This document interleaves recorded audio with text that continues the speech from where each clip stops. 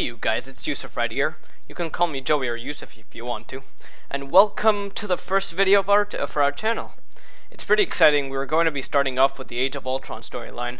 Now I really love this storyline, and it has all these combined themes of silence, death, and just loss of hope. And I really think that you guys will really enjoy the story. And it's also an awesome starter to this channel. Now, Avengers Age of Ultron, we know, was a fantastic movie. I completely loved it from start to finish. I can't wait to see what you guys think of it in the comment section, so please write down in the comment section what you thought of the movie. The comic version is extremely different, so expect a different element from this comic. But enough about that. Let's move forward. Things with the Age of Ultron begins in ruins. Everyone seems to be dead, and there's nothing but destruction that lies in the wake of this world. For those of you who don't know, Ultron is a sentient robot that was created by Hank Pym that went evil a long time ago. But seeing as he wasn't introduced in the Marvel Cinematic Universe, Tony Stark would be the creator. But Ultron has been defeated before, hasn't he? Well, Ultron now rules the world. The first scene, we cut to Hawkeye crashing into a safe house to save Spider-Man from a bunch of criminals that work for Ultron. They're working for Ultron to capture the remaining heroes, but he needs to stay quiet. Ultron bots are everywhere. When they come back to their secret hideout, we find there are a couple of heroes left alive. We find Iron Man, She-Hulk, Luke Cage, Wolverine, and Invisible Woman still alive and still hanging in there. A couple of other heroes died in their huge fight with Ultron. Some, like The Thing, Hulk, and Thor, and the entire Fantastic Four except for Invisible Woman. And while they discuss that all hope is lost, we see a crying, saddened Captain America sitting beside a broken shield. After that, the group decides to sacrifice someone in order to get Luke Cage into deal some damage and finally face Ultron to know what's going on exactly. But things are worse than they possibly thought. Ultron isn't even here. He's using Vision's body from the future to control everything and kill everyone, in a future that he has already won. Knowing this, She-Hulk immediately sacrifices herself and throws Luke Cage out of the trap so that he could tell the group. As he tells what has happened, Luke Cage dies from his injuries. After these decimating losses, the group swallows their tears. The group then decides to get to Ultron. They go to the Savage Land because it's one of Nick Fury's end-of-world safe houses to go. And that's where they find Nick Fury. He wants everyone to use the time platform created by Mr. Fantastic to travel back in time and stop Hank Pym from ever creating Ultron. After some debate, the team consisting of Captain America, Iron Man, Quicksilver, Red Hulk, Quake, and Storm all go into the future to try to stop Ultron. But once they leave, Wolverine decides he's going back in time to kill Hank Pym before he creates Ultron and end things. After that, we find that Wolverine is trying to track Hank Pym and kill him in the distant past. And there he discovers that the Invisible Woman follows him there. She exclaims, "I knew you were going to do what you had in your head, even when Captain America told you to stop." But Wolverine nodded. He said he didn't care, and so they both went on to this journey together.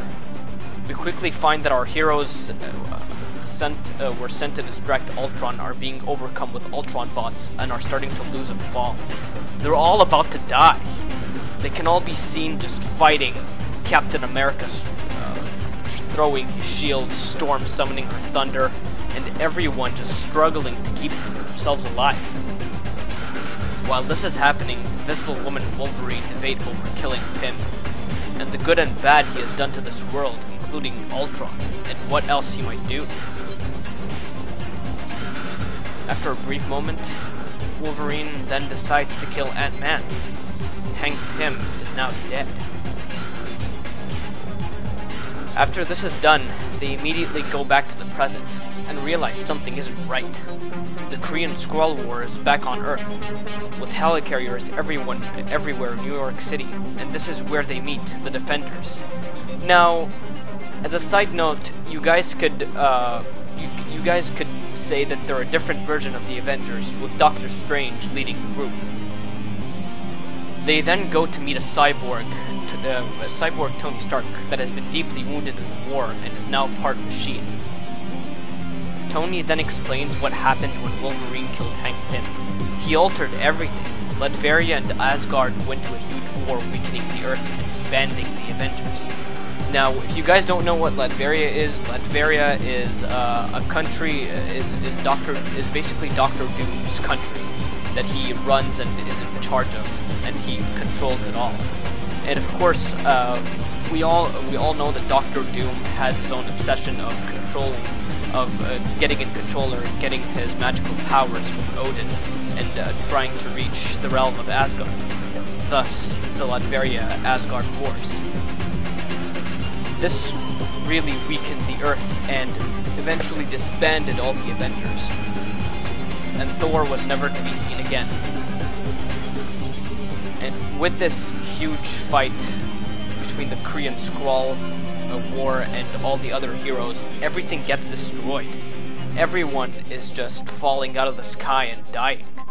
When Wolverine and Invisible Woman struggle to go back in time and change things again, Tony grabs Wolverine's hand and warns him, "Time is a living organism, and if you change it too much, it will destroy everything."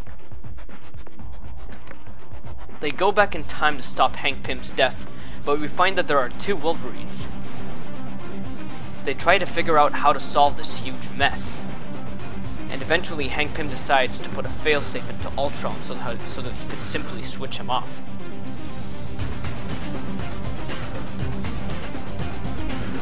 Now, after Invisible Woman and Wolverine went back in time, Pym has already finished his work on Ultron, which turns on for the first time and calls Pym Daddy. Hank Pym then finds a package delivered from the future with future Hank Pym talking to his past self. Future Hank Pym tells him about the failsafe equation that would eventually kill Ultron for good, that he needs to use it at the right precise time.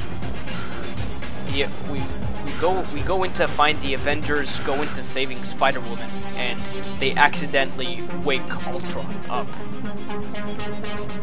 Now, before Ultron would have started this whole Age of Ultron storyline we've been just talking about, the Avengers start distracting Ultron.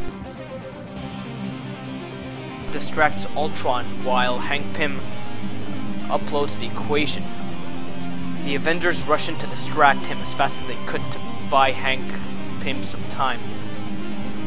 All the Avengers are getting knocked out. They can't possibly contain him. Ultron's too strong. Ultron is defeated before he could even do anything, much to his surprise.